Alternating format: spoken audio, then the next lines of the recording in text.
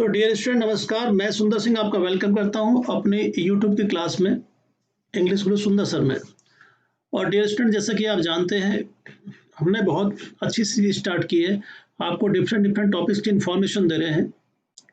बीच में कुछ टाइम हम नहीं आ पाए, थोड़ा बिजी स्केड्यूल था हमारा, उसका भी हम आपके बारे में आपसे डिस्कस करेंगे।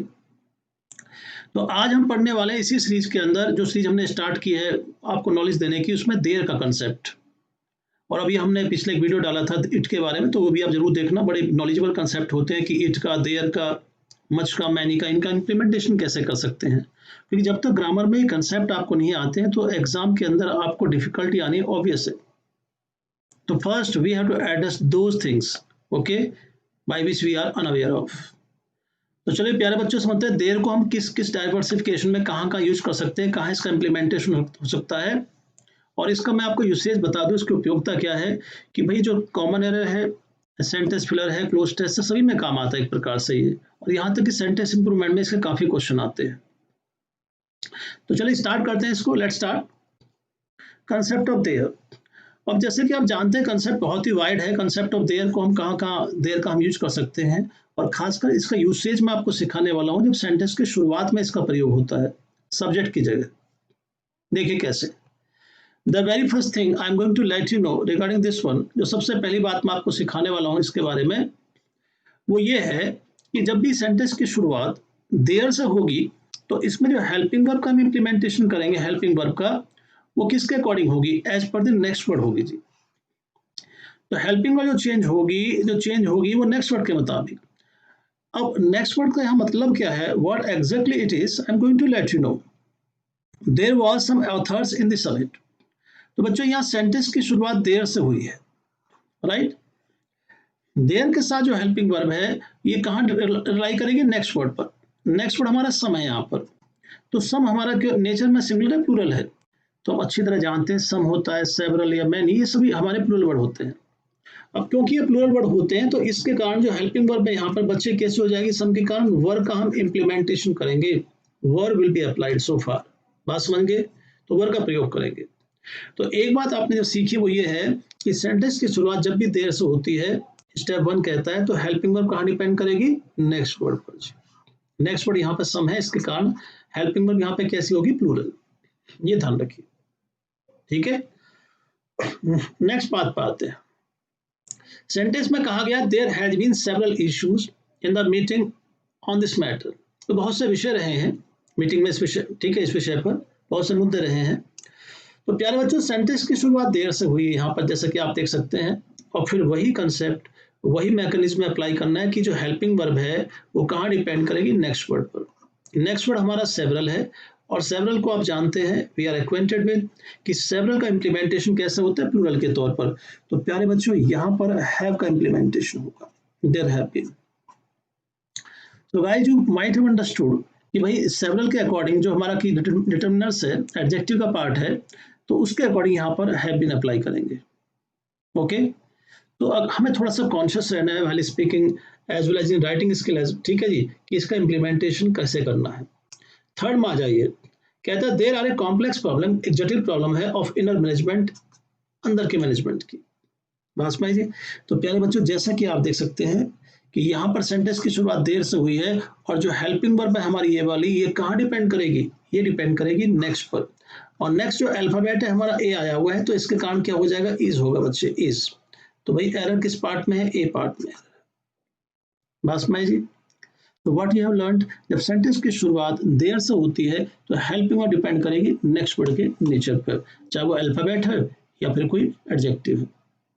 लेकिन जैसे एक बात के कई पहलू होते हैं, कई डायमेंशन होते हैं, उसका इसका भी एक कई डायमेंशन है, कई पहलू। जान लीजिए कैसे। स्टेप 2 कहता है बच्चे यहाँ पर कि अगर हम कोई कंपाउंड वर्ड का प्रयोग कर दें इसके देर वाले कंसेप्ट में। अब भाई प्रश्न ये उठता है कंपाउंड वर्ड क्या होता है? तो जान लीजिए बेटे। मान लीजिए, पहले पूरी बात समझिए कि कंपाउंड वर्ड क्या है। ये वाला, ये गलती से यहाँ आना चाहिए था, कंपाउंड है बेटे वर्ड, ये एरो यहाँ आना चाहिए। लिखा है ए लार्ज नंबर ऑफ फ्रेज है, मान लो, और फ्रेज के साथ नाउन जुड़ा हुआ है। A large number of people, a large number of students, a large number of candidates। तो एक फ्रेज, जैसे कि आप देख सकते हैं, एक फ्रेज प्लस एक नाउन के कॉम्बिनेशन को हम क्या कहते हैं? कंपाउंड वर्ड कहते हैं। और कंपाउंड का मतलब होता है यौगिक। बात समझिए, केमिस्ट्री के अंदर यौगिक का निर्माण किससे होता है? By the combination of elements, ठीक है, तत्वों के मिश्रण से। ऐसे ही एक फ्रेज और एक नाउन के मिश्रण से क्या बना बच्चे? ये बन गया आपको, ये बन गया कंपाउंड वर्ड। बात समझिए, कंपाउंड वर्ड का निर्माण होता है जैसा कि आप देख रहे हैं यहाँ पर, राइट, कंपाउंड वर्ड। ओके, तो कंपाउंड वर्ड का प्रयोग होता है एक फ्रेज और एक नाउन है। ऐसे ही एक फ्रेज प्लस एक नाउन क्या कहलाएंगे? दोनों के दोनों ये कंपाउंड वर्ड कहलाएंगे। They are said to be compound word. Sentence की शुरुआत स्टेप 2 कहता है, सेकंड वाला स्टेप कहता है कि सेंटेंस की शुरुआत देर से हो। तो हेल्पिंग वर्ब जो है किसके अकॉर्डिंग चेंज होगी? As per the compound word. Compound word के जो है कैसे जान लीजिए, there are a large number of students. तो सेंटेंस की शुरुआत देर से हुई बच्चे यहाँ पर, और ये हेल्पिंग वर्ब कहाँ डिपेंड करेगी? नेक्स्ट कंपाउंड वर्ड पर। ये तो आपने पढ़ लिया इस वाले कंसेप्ट में कि देर के बाद जो है सेंटेंस की शुरुआत देर से होती है, तो हेल्पिंग वर्ड डिपेंड करती है नेक्स्ट वर्ड पर। लेकिन हमें यह भी ध्यान रखना है कि सेंटेंस की शुरुआत जब देर से होती है कि कहीं कोई कंपाउंड वर्ड तो नहीं आ गया है। और कंपाउंड वर्ड की परिभाषा क्या होती है? Definition, phrase plus noun, phrase plus noun compound word हो गया जी। तो बेटे यहाँ ए लार्ज नंबर ऑफ स्टूडेंट, ये हमारा कंपाउंड वर्ड है, दिस इज कंपाउंड वर्ड, और इसके कारण यहाँ आर ही आएगा। तो इस सेंटेंस में कोई एरर नहीं है, नो एरर। तो आपने एक नया टर्म, एक नया तथ्य सीख लिया कि कंपाउंड वर्ड क्या होता है। और देखिए, आगे चलने से पहले मैं आपको समझा दूं, मैं अभी अनअकैडमी से जुड़ा हूं बेटे, और इसमें मेरे 2 नंबर से बैचेज आ रहे हैं, ठीक है, 2 बैचेज मेरे आ रहे हैं। एक का टाइम 9 to 10:30 है, मॉर्निंग के टाइम पे 9 to 10:30 जो थ्योरी बैच है, और ये हमारा 12:30 आ रहा है बच्चे। तो आप इसमें एडमिशन ले सकते हैं, और हमारे यहाँ अनअकैडमी पर बहुत अच्छी जो है फी बहुत कम है, बहुत ही क्वालिटी एजुकेशन आपको दी जा रही है। और सबसे बड़ा एडवांटेज है कि मैथ, जीएस, रीजनिंग आप पढ़िए, इंग्लिश में आपको टीच करूंगा, और मैथ, जीएस, रीजनिंग भी आप उसी फीस में, उसी सब्सक्रिप्शन में पढ़ सकते हैं। घर बैठ कर आपने पढ़ना, कहीं जाना नहीं है, ऑनलाइन टीचिंग है, ऑनलाइन स्टडी और बेस्ट क्वालिटी है, ठीक है जी। तो कुछ बच्चों के दिमाग में परसेप्शन है कि सर ऑनलाइन में इतना इंटरेस्ट नहीं आता है, लगातार हम जब लंबी क्लास करते हैं, तो ऐसा बिल्कुल नहीं है। 1-2 क्लास मेरी आप लेके देखिए, your perspective will be change. चाहे आप 1.5 घंटे पढ़िए, 2 घंटे, आपको बोरियत महसूस नहीं होगी। यू विल फील एनर्जेटिक, ठीक है, एंथुसियास्टिक टू योरसेल्फ। तो प्यारे बच्चों ध्यान रखिए, ये बैच सेकंड नंबर से 9 to 10:30 इसमें मैं टीच करने वाला हूँ theory part, parts of speech के अंदर थ्योरी पार्ट, और ये हमारा active passive voice direct indirect को लेकर के। और टाइमिंग की जहां तक बात है, 9 AM to 10:30 है, और ये 1 घंटे की क्लास है, 12:30 से 1:30 आफ्टरनून, ठीक है जी। अब वापस कंसेप्ट पे आ जाओ, तो इनमें एडमिशन ले लीजिए। किसी को एडमिशन लेते समय कोई भी डाउट है, कोई चीज समझ में नहीं आ रही है आपको, कोई स्टेप करना नहीं आ रहा उसमें टेक्निकली, आप मुझे व्हाट्सएप के थ्रू पूछ सकते हैं, मेरा नंबर आप सब लोग जानते हैं। There was a large number of people in the colony against it. तो बेटे आप जानते हैं सेंटेंस की शुरुआत देर से हुई है, और हेल्पिंग वर्ब कहाँ डिपेंड है? नेक्स्ट वर्ड के ऊपर। तो नेक्स्ट वर्ड में ये देखना पड़ता है कि एक phrase A large number of plus people noun हो गया बेटे, कंपाउंड वर्ड हो गया, दोनों के दोनों क्या हो गया? Compound word. तो it is said to be compound word हो गया बेटे। और कंपाउंड वर्ड जो a large number of nature कैसा? प्लूरल, तो वर आएगा बच्चे यहाँ, were will be applied, A में एरर है। बात समझ जी।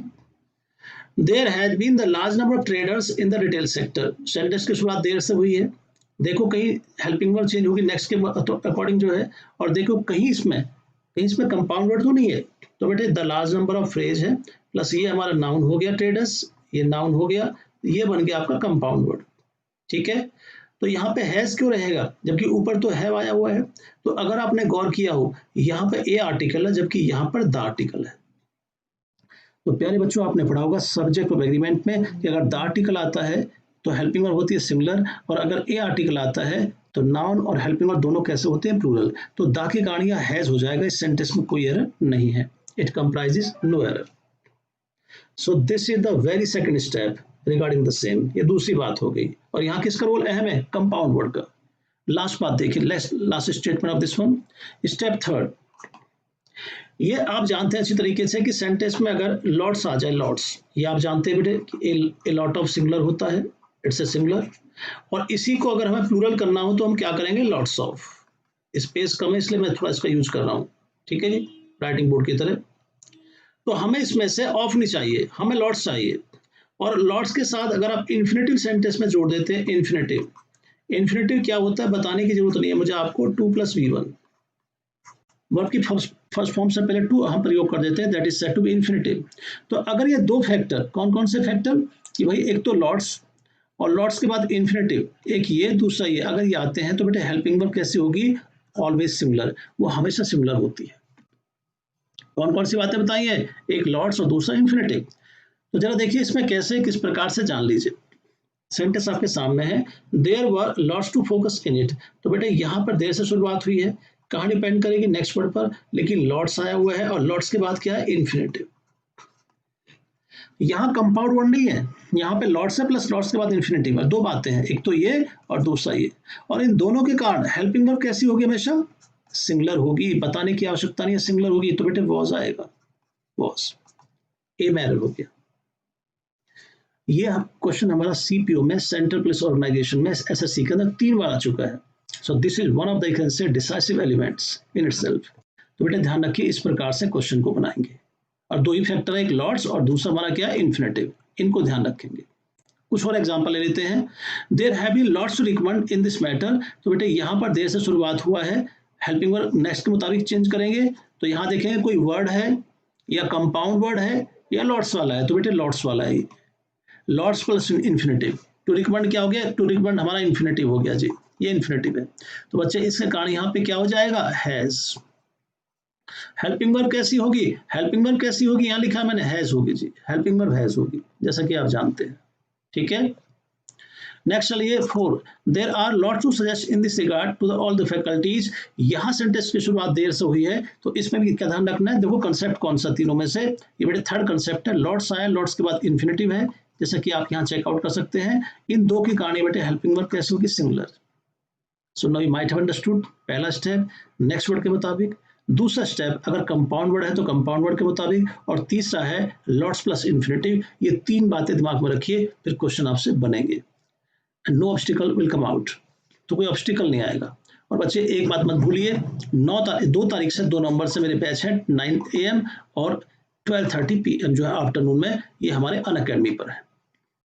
ठीक है, और द लार्जेस्ट प्लेटफॉर्म है ऑनलाइन टीचिंग के लिए, आप लोग जुड़िए इसके साथ, और बहुत बेस्ट क्वालिटी टीचिंग आपको इसमें दी जाएगी।